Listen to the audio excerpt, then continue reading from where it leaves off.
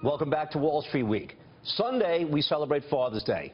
And in honor of that, I want to bring on a man who's not only my personal mentor and the reason I'm here today doing what I'm doing, but also a legend in the financial industry. I'm honored to introduce my father, Gerry Kaminsky, Managing Director and Portfolio Manager at Neuberger Berman. He's Gary's father, but he's my younger brother, so it's really rare for me to have my grandfather and younger brother on the show together. So, Gerry, welcome to the show. Thank you, guys. Nice to be here with you. Dad, let me ask you a question that many people have asked me over the last several weeks. I invested in the stock market in 2000. I've listened to experts for the last 16 years. I haven't really made a lot of money. There's been tremendous volatility. You've been investing since 1963. Why should people invest in stocks in general as an asset class right now, given the volatility and the somewhat below par returns? There's a very big difference between the stock market and individual investing. Any academic study shows that the longer that you own an equity that has rising income and growth, the probability is that that gives you the greatest part of your total return in equities. So that's dividends and distributions reinvested, yes, as well as the capital gains. Correct.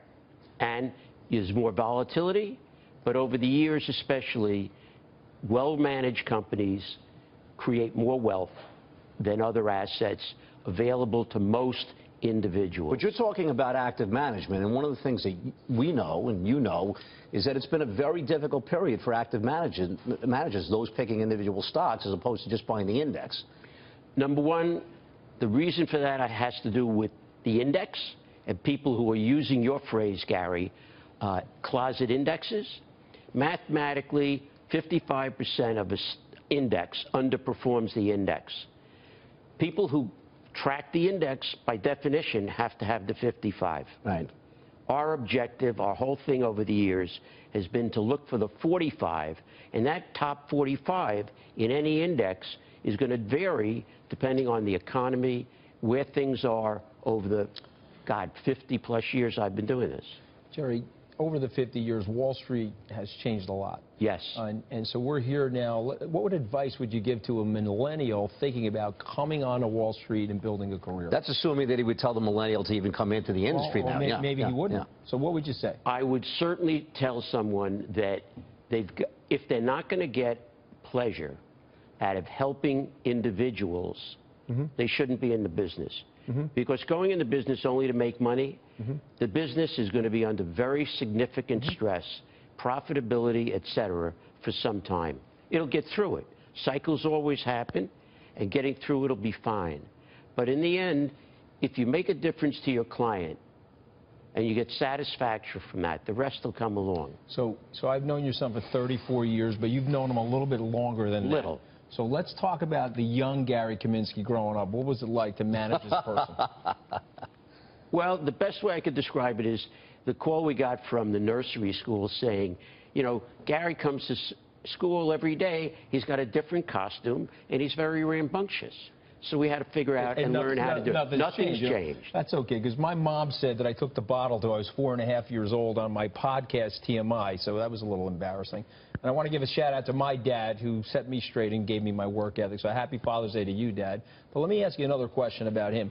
When did you pull him into the business? When did you think he was going to be as successful as he's become on Wall Street? Number one, I didn't pull Gary in the business. Our family was such, and our history, that we never thought father-son would work together, given what happened to my father with his father. Gary and Michael both started with something else. Both decided to go into investing. Gary, as you know, went to NYU Business School. He worked at a hedge fund, and at one point actually in the summer of '91, he called and said, let's talk about going to work together. It so happens at that time I was in the middle of negotiating to go to work at Neuberger Berman, because I was at a different firm, Cowen, at the time. Neuberger had a rule, anti-nepotism. I stopped the negotiations. Gary and I started in '92 and began a great run. I mean, just to put that in perspective, we started with probably 60 to 70 million of assets under management, and ultimately grew that from 92 Fellas, to 2000. I joined Neuberger 2008 to 13 billion. So not only was a lot of fun working together, we obviously did a great job for the clients and growing the business. That's the key. Did you find managing him as an adult easier than being his dad? The answer is no. Kid? Absolutely not. Absolutely not. No. So what advice would you give to young fathers out there about their kids and their aspirations for their children and their careers? The most important thing to do is having a child is a conscious decision today, number one. Number two, if you're going to be a father, then you want to spend as much time as you can in the first 7 or 8 years with your child, whether it's a son or a daughter. Those will come back. That time will be quality time that years later will turn out to be key.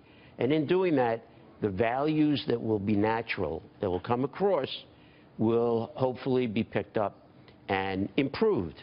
Because what you want as a parent is each kid and each generation to be better. Well, Gerry, you've been a wonderful mentor to me as well, so Thank happy you. Father's Day to you. God bless you.